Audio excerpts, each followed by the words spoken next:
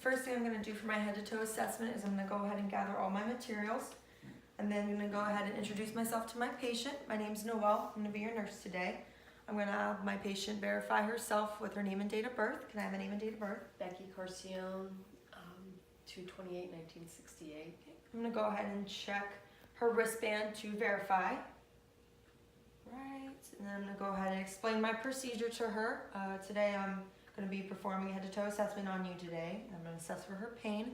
What's your pain on a scale from 0 to 10, 0 being no pain at all, and 10 being the worst pain you've ever felt? None. None, okay. I'm then going to ask her if she needs to use the restroom at all. I'm good. Nope, okay. I'm going to go ahead and perform hand hygiene, go ahead and put on gloves, and then provide privacy for my patient. The next thing I'm going to do is perform a general survey. I'm going to observe, see if my patient is well oriented. She's clean, she's comfortable, well nourished, well groomed. I'm then going to assess for her orientation. I'm going to go ahead and ask for her name. Becky Corcione. Okay. Do you know where you are? I'm at home. Okay. And what is the year? 2018. 2018. Okay. So patient was alert, awake, and oriented ×3. I'm then going to go ahead and assess for my patient's skin integrity. I'm going to go see if she has any lesions, her moisture, the color, and the temperature. She's warm, pink, and dry. And then I'm going to go ahead and take her vitals. I'm going to take her blood pressure, heart rate, respirations, oxygen, temperature, and then assess for her pain. I'm going to go ahead and start with her head now. And the first thing I'm going to do is I'm going to inspect for any abnormalities or asymmetry, which I do not see any. And then I'm going to go ahead, palpate for anything, and there were no palpable abnormalities or asymmetry. I'm then going to go ahead and assess my patient's oral cavity. So I'm going to go ahead and take the tongue depressor. Have my patient open her mouth for me. Epiglottis is intact. The next thing I'm going to do is I'm going to observe her lymph nodes. I'm going to observe for any redness or swelling, which I do not see any. I'm then going to palpate.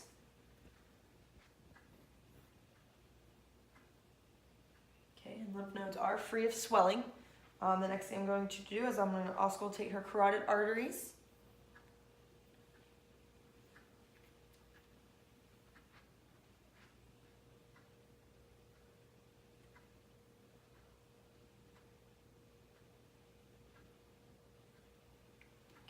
I do not hear any bruits. The next thing I'm going to do is palpate them one at a time.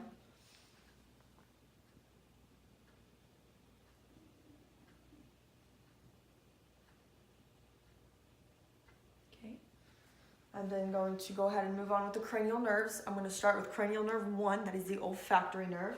This is when I'm going to take either a lemon or a peppermint and assess my patient's smell.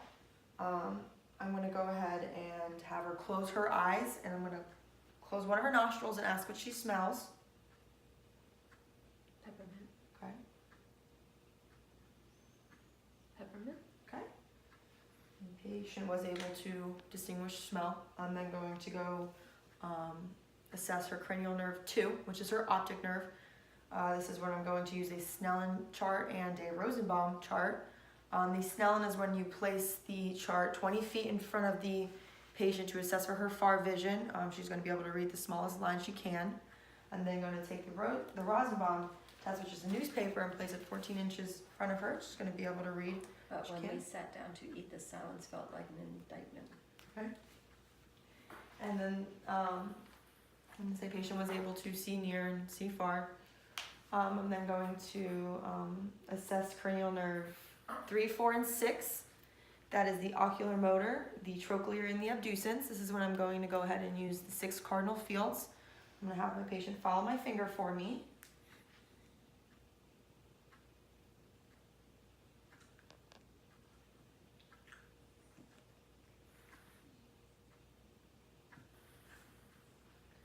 Patient was able to move her eyes in all directions. I'm then going to go ahead and use my pen light, and I'm going to assess for my patient's pupil constriction and accommodation. And you can go ahead and stare right at me.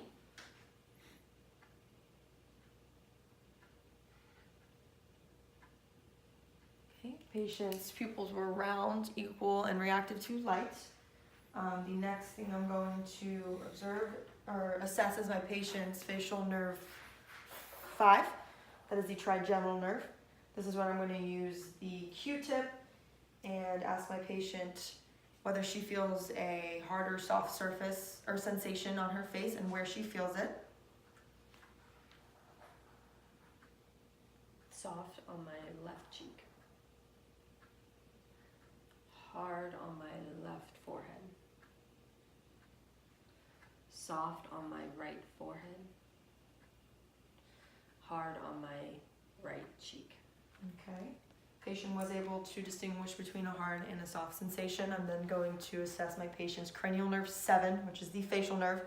This is when I will go ahead and ask her to smile for me, frown, wrinkle your forehead, purse your lips, and puff out your cheeks.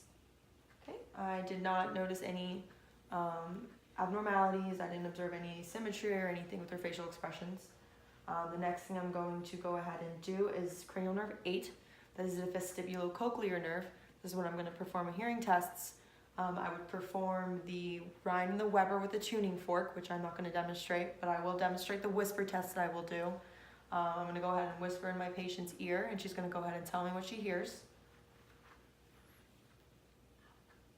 Apple. Cat. Okay. Patient was able to hear quiet sounds. The next thing I'm going to go ahead and do is assess my patient's cranial nerve 11, which is the spinal accessory. I'm going to go ahead and place my hands over her shoulders, and she's going to go ahead and shrug for me. Okay. Patient has equal bilateral strength in her shoulders.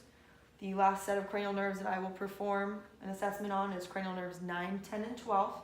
It's the glossopharyngeal, the vagus, and the hypoglossal. This is when I'll ask my patient to stick out her tongue for me and move it in all directions. Okay, patient was able to move her tongue in all directions. I would then do the taste test for her. I'm not going to demonstrate that, but what I would do is place a sweet or sour taste on her mouth and see if she can distinguish the difference between sweet and sour. I'm going to go ahead and move on to the upper extremities. First thing I'm going to do is I'm going to assess her skin integrity. And skin is intact, warm, pink, and dry. I would then go ahead and take her radial pulse. Okay, radial pulses are equally bilaterally palpable. Now I'm going to go ahead and do the brachial pulse. Equally bilaterally palpable. I would then do her capillary refill. Okay, patient's capillary refill was within 2 seconds. The next thing I would do is assess for her range of motion. So where I would ask her to press her hands up against mine and then squeeze my fingers. Okay, patient has full range of motion. The next thing I'm going to do is her cardiac and thorax assessment. The first thing I'm going to do is inspect for any abnormalities or asymmetry, which I do not see. I would then assess for her skin turgor with a pinch. Okay, and I'm going to go ahead and listen to 5 places on the heart: the aortic, pulmonic, mitral, tricuspid, and Erb's point.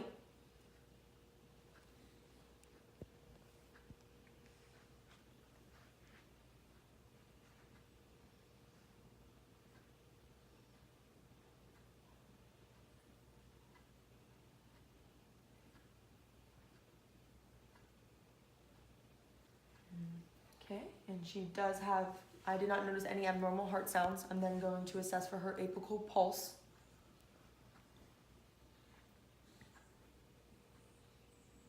And I would do this for 1 minute. I'm then going to move on with her anterior thorax. I would do 8 places on the front, and then for the posterior thorax, I would do 10 on the back. I would ask my patient to do a deep inhale and exhale for me.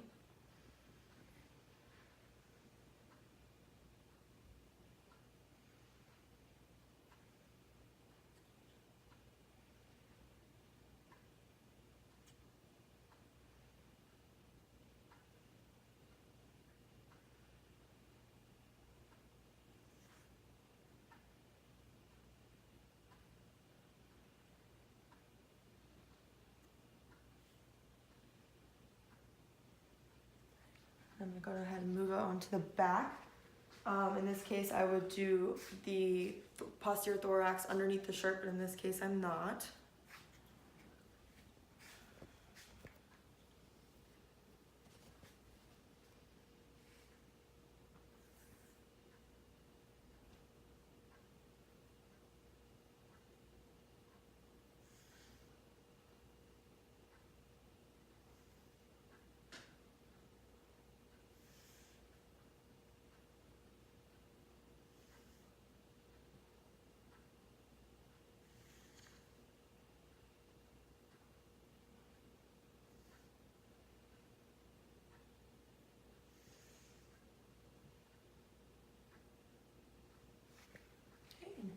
Patient had clear lung sounds.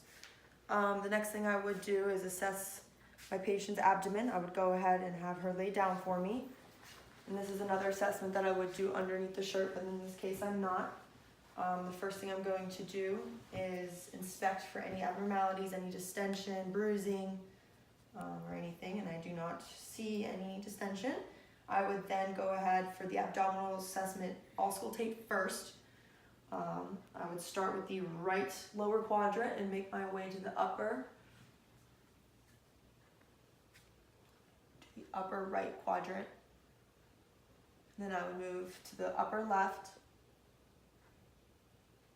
and left lower. Okay, and patient had normal bowel sounds, no hyperactivity. The next thing I would do, which I'm not going to demonstrate, is percuss. And then I'm going to go ahead and palpate.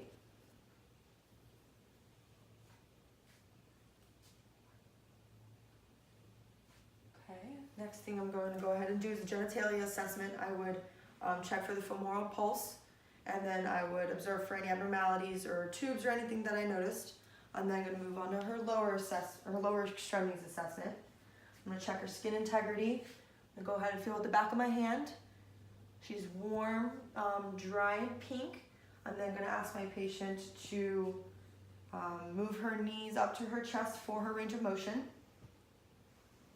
Okay, and then go ahead and press against my hands with your feet. Okay. Okay, patient has full range of motion. Next thing I'm going to do is assess for her gait. No, I'm not. I'm going to go ahead and do her pulses, her dorsalis pedis. Okay, equally bilaterally palpable. I'm going to do her posterior tibial. And it is equally bilaterally palpable. And then her popliteal. Equally bilateral. Okay. And then, now I'm going to do her gait. So I'm going to have her go ahead and walk towards me. And then go ahead and walk back. The patient has coordinated movements. I'm then going to assess for her balance. I'm going to have her do the Romberg test, have her feet close together and her hands side by side. I'm going to go ahead and push against her. Okay, patient has coordinated balance. I would then ask her to sit down. I would document any abnormal findings, and then I would finish off with hand hygiene.